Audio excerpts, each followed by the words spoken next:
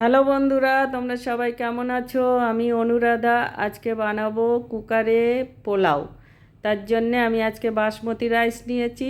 বাসমতি রাইসটাকে ধুয়ে শুকাতে দিয়েছিলাম, শুকিয়ে রেখেছি। এবারে কাজু কিশমিশ আদা বাটা আর গরম মশলা আর জায়ফল জয়ত্রীর গুঁড়ো নিয়েছি, আর ঘি, নুন, চিনি, হলুদ। এবারে আমি এই চালটাকে মাখিয়ে নেব। চালের মধ্যে নুন, হলুদ, চিনি দিয়ে দিলাম, আর দেব মশলাটা আর আদা বাটা আর ঘি দিয়ে এটাকে ভালো করে মেখে নেব হাত দিয়ে। ভালো করে মেখে নিয়েছি। এবারে এটা 20 মিনিট আমি রেস্টে দেব। 20 মিনিট রেস্টে দিয়েছিলাম, দেখো সেট হয়ে গেছে। আর একটা জিনিস ভুলে গেছি, গোটা গরম মশলা আর তেজপাতা ফোড়নের জন্য কড়াইতে এবার সাদা তেল দিয়েছি। তোমরা চাইলে পুরো ঘিতে করতে পারো, আমি একটু সাদা তেল দিয়ে তার মধ্যে একটু ঘি দিয়ে দেবো। দিয়ে এটাকে একটু গরম হতে দেবো। আমার ভিডিওগুলো যদি ভালো লাগে লাইক, শেয়ার, কমেন্ট করে উৎসাহিত করো। তেল গরম হয়ে গেছে, এর মধ্যে কাজু আর কিশমিশটা ভেজে নেব।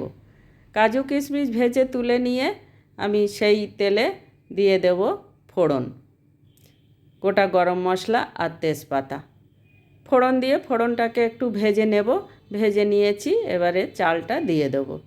চালটা আমি কুকারে কষতে পারতাম, ভাজতে পারতাম, কিন্তু কুকারে দেখা যাবে না বলে আমি কড়াইতে নিয়েছি। কড়াইতে ভেজে নিয়ে এবারে কুকারে দিয়ে দেবো।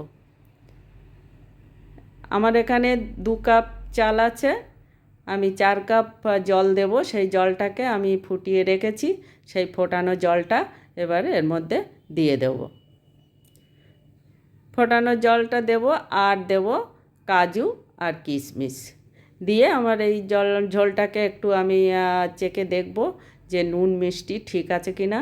যদি কম থাকে তাহলে আর একটু দেব, যদি ঠিক থাকে এবার ঠিক থাকলে তার থেকে একটু বেশি দিতে হবে, যাতে চাল ফুটলে চালেও সেটা টেনে নেয়। এবারে আমি কুকারটা বন্ধ করে গ্যাসে বসিয়ে দেব। গ্যাসে বসিয়ে দিয়েছি, দেখো একটা সিটি পড়ে গেছে। এবারে আমি গ্যাসটা বন্ধ করে দেবো। আধ ঘন্টা আমি এটা রেস্টে রেখে দেবো। আধ ঘন্টা রেস্টে রেখে দিয়েছিলাম, দেখো কেমন হয়েছে। একদম ঝরঝরে পোলাও হয়েছে। আমি এবার এটাকে একটা প্লেটে নামিয়ে নেব। প্লেটে নামিয়ে নিয়েছি, দেখো ঝরঝরে পোলাও রেডি হয়ে গেছে।